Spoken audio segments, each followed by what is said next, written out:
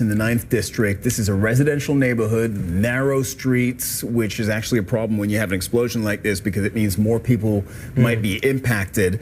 And as we understand it, shortly before 9 a.m. local time, a bakery experienced some sort of a gas leak. That's the best information we have right now, according to French law enforcement.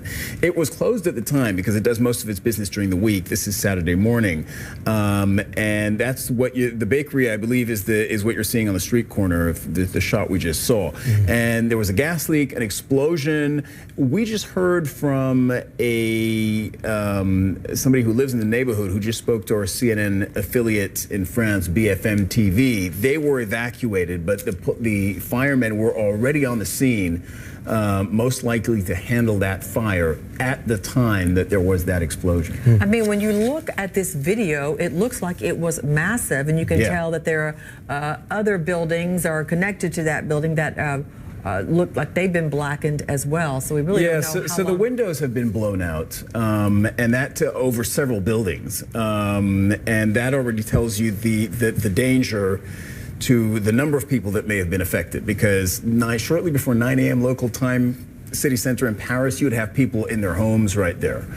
So you can expect people to be injured. We don't have any specific information on that, but we know that stretchers were being carried into that perimeter.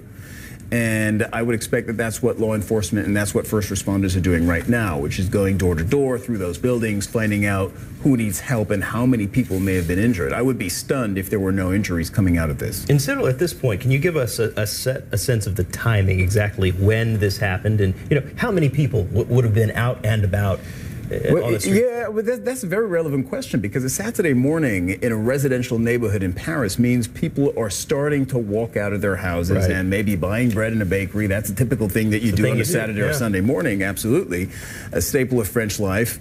Or doing your morning grocery shopping. That tends to be the tradition.